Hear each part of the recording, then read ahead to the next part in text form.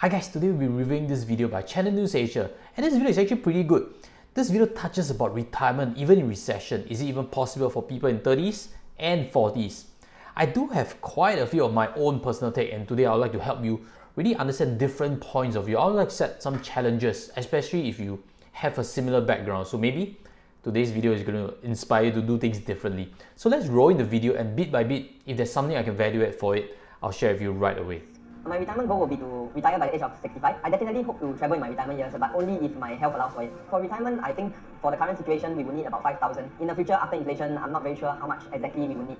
Okay, what I hear is he mentions we will need 5,000. I don't know if it's him alone or with spouse. If it's one person alone, it feels a bit excessive because OCBC actually ran a survey. If you want 5,000 for your own retirement, one person, you need $2 million as a pot. But if he's thinking we would need, that means two people, 5,000, I think that is pretty reasonable. That could be conservative in a lot of ways. But also think back, if you are earning this level, you should not expect your retirement income to be this level. It doesn't make sense, correct? Usually you need years to build up that pot. And if you can get 70% of your expenses, then I think that's not too bad a number already. So hopefully that gives some perspective. Right now, my current financial priorities would be saving up for the house, renovations, as well as the wedding. So I would most likely take a HDB loan, the 30-year loan, and I will definitely be just paying it through CPF. No, I think paying through CPF is okay because it saves you cash flow headaches.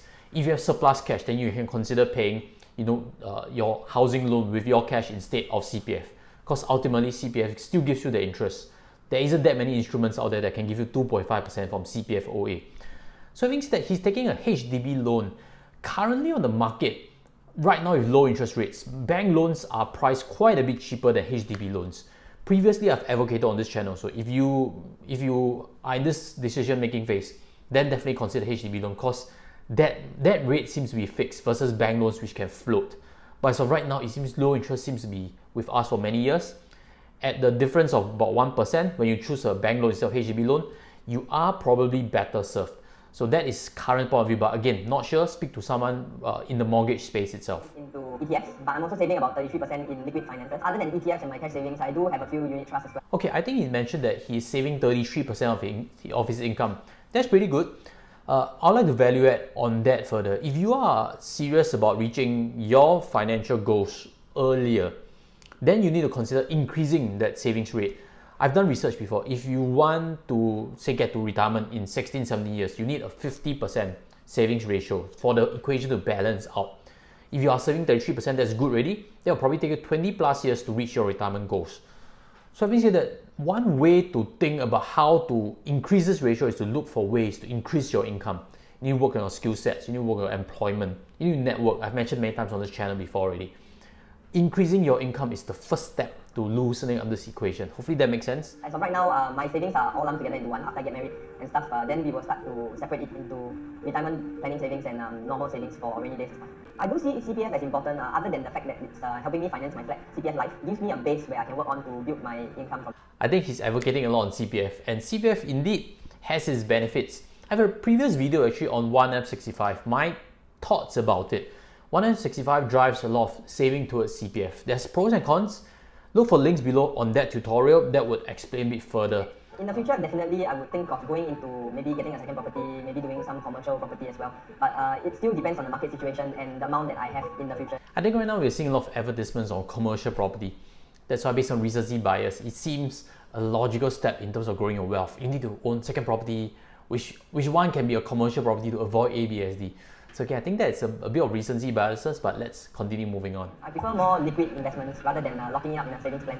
So is there anything I can do more that can help me towards my retirement goals? Now let me clarify. Everybody prefers something that's liquid investment than something that's locked up for many, many years. Everybody wants that liquidity, which means you can use it anytime you like. It's not locked up forever. But let me give some context to why Bryce is mentioning he wants something liquid as an investment for his retirement goals. Bryce is at this stage right now, 30 plus, whereby there's wedding costs coming up and house costs coming up. If you're also at this stage of life, you realize that there's a lot of uncertainty. There's big amounts that are going to be depleted out from your bank accounts, and you are worried. It's natural. But if you compare to someone who is in 40s, 50s, they've already all this settled, wedding done, children almost brought up, house settled, even fully paid potentially. The language is very different. There is no real need for liquidity. You get my point of view? When you're at this stage of 30, you think liquidity is very important. The reason is because there's big expenses.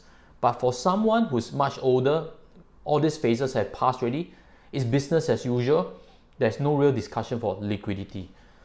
So in a lot of ways, I do believe Bryce is not ready to do retirement planning. That's my first take on things.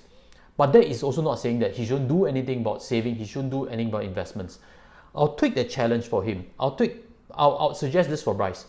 My challenge for him is to aim for the first $250,000 pot, the first 250,000 that he has in investments. Build up the first investment pot. I've actually a previous video how to build 250,000 by age 30. Check out the video, I'll leave links below also. But my challenge to him, or if you are in a very similar circumstance, is to aim for the first $250,000 that you have. Because $250,000 is actually not that big also in Singapore. A 3-room flat, that's $250,000, 250,000. So my challenge is that, or if that is too big, bring it a step nearer. Your first 100,000, your first 6-figure pot. Challenge yourself, invest, save hard, build towards there. Don't think about retirement, because once you're ready, the language is very different. So hopefully that gives a lot of perspective.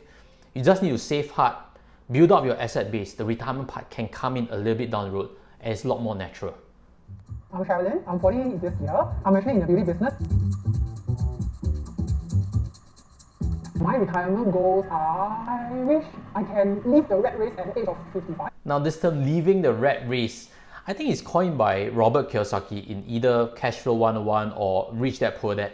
This rat race thing whereby we all need to work continuously to feed our family, settle our expenses. But also business owners, the top ones, maybe I can share with you, they don't think about retirement and leaving the rat race. They are happy to continuously make an impact to the problem they are solving, to mankind, or to a cause that they are looking for. And they're not looking to retire and go to the beach. So hopefully that really shows a different kind of mindset from the top of all of us. Considering the inflation, right, I think I will probably need about 5,000 per month. If medical bills and annual health check can be covered under some insurance or policy, then I think that 4,000 a month would be enough. I think Sharyln has thrown two numbers, 5,000, or if some medical stuff can be covered, probably 4,000. There's a lot of ambiguity, and again, this 5,000 number is being thrown up again. It is not a benchmark for you. Maybe I can help clarify that also. But when there's no certain number, there's no reason to work towards it. I hope you agree with me. So if I were to advise on it, I'll definitely bring the discussion a bit closer. What is the core that is needed that you can't do without?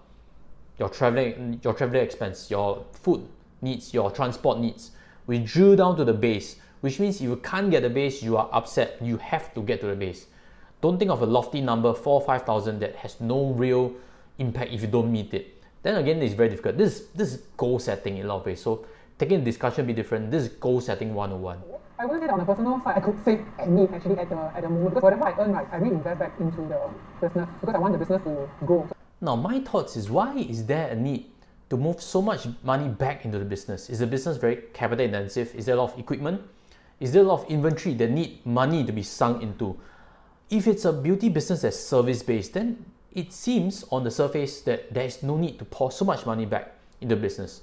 So if I were a friend of Sharyln, I'll be asking, is it because the business finance and the personal finance are so intertwined already that it looks murky? You don't know your own savings because it's the company savings. This company expense, your personal expense, is all murked up. If that's the case, or if you're an entrepreneur also in a similar situation, my suggestion is to hire an accountant, get your books sorted out, because you don't want your business finance, your personal finance to be too intertwined also. I've actually ran an ice cream shop before, and looking back at my journey as an entrepreneur, the business is a baby.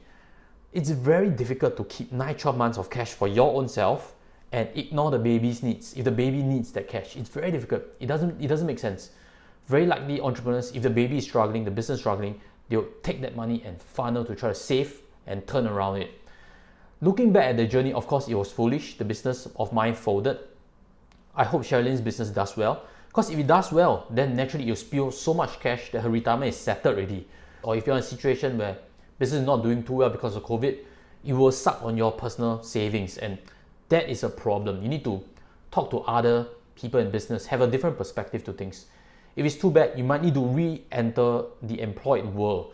do something different. I think Mainly, 1/3 of the household income actually goes to children expenses. My kids are O-levels and the PSLE, so this year the tuition fees are a bit higher, so I need to buffer and cover for that. I think it's very true. Tuition cost is huge in Singapore. If you speak to parents who can't afford tuition, I'm hearing numbers like 500 to 1,000 easily each month per kid. So that gives you some perspective if you ever had kids before, what kind of potential commitment. My father-in-law actually stopped working, he retired. So my husband kind of have to support both his parents starting from early this year. So we are making some adjustment, but well, I think we should be able to come back on track at about 20 to 25% saving. I have a feeling we're not getting the full picture of things simply because there's no mention. How long is this support needed for the parents? I think it's a very personal issue. But if I were working with Sharyln, I'll be thinking, how long is this support needed? Because if this support is permanent, there's no way that you can get back to 20-25% savings with this as a permanent drag, as a permanent expense coming out. Then we need to aim something lower. Can you save up 500 instead of 20-25%? Need baby steps to get there. My gut feeling again is this is not a complete picture of things, but let's move on a bit. I kind of paused my savings, but I'm glad that 15 years ago, I actually started to buy endowment policy. The maturity period is 15 to 20 or 21 years. So I actually buy new endowment policy every 3-4 years. I think if you also have a lot of endowment plans, then it's time to diversify. Get invested differently. Endowment plans are one segment of your entire portfolio. And the main thing I would suggest is to get all these factored in. How much is it going to pay out at maturity? When is it going to pay out? Hopefully her financial advisor is on board with it and on the ball, making sure all these planning projections are accurate. I do have enough CPF whereby I use my ordinary account and my special account to invest in investment policy, which I know now both of them are actually giving me some returns now. Maybe I can share my perspective. Using CPF OA to invest is okay. I've done before previous videos, which are links below. This fund is doable with CPF OA. It's beaten before S&P 500. But having said that, CPF SA is a different ballgame. Your opportunity cost is 4%. Not so easy to beat that versus 2.5%. And not only that, the number of funds you can get invested is way lesser. There are only balanced funds, which are the most risky of the range, that you can use to CPF SA to invest. So more often than not, I think CPF SA, just keep it within. If you want, invest your CPF OA. For her case, she requires the cash for her business. That's why she's talking more about using CPF OA to get into equity markets. I'm also thinking of relook into my financial portfolio, make sure that I have enough coverage for old age. Given now that my current situation whereby my monies are all invested in my business and I'm not doing saving, would I still be able to achieve my retirement goal of having $5,000 cash on hand per month when I'm 60 maybe? If I can't, then what can I do? Now my assessment for Sharyln is actually quite straightforward, and that is this. She probably only needs insurance planning. Why do I say so? Insurance is a defense, it's a protection against risk, correct? In her case, if she wants to expand the business, she needs to take on liabilities. If she wants to grow her business, she needs to stay healthy. And if she's not healthy, a lot of potential income is lost. I've seen before entrepreneurs, as they grow the business successfully, their health takes a toll because they don't know how to grow their own bodies in line with the business growth. And then there's imbalance, the health suffers, they become sick. Potential income. Insurance is about potential income. She only needs to fix insurance protection, and that's not difficult at all. Thinking about retirement for her is a bit premature. That's my gut feeling of things. If I were to advise her, I would suggest KIV it until business as usual takes place. Because a business has a growing phase, correct? When business is spewing up cash, she has things fixed in place already, then it's a good time to talk about investments. There's cash flow to plan for investments. Now is potentially high growth phase or survival phase, which means there is no need to tie up capital. So hopefully that answers for her. Now, since you're still here, let me also ask you a question. What is the biggest obstacle you have in terms of planning towards retirement? I'd like to hear from you.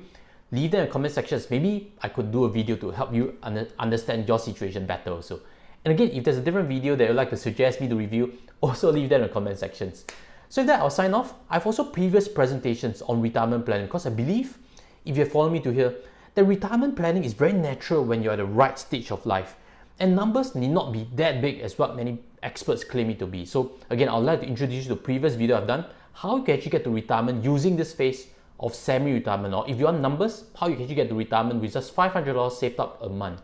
These two tutorials should help you if you haven't seen them already, introducing you to them. Take care and goodbye.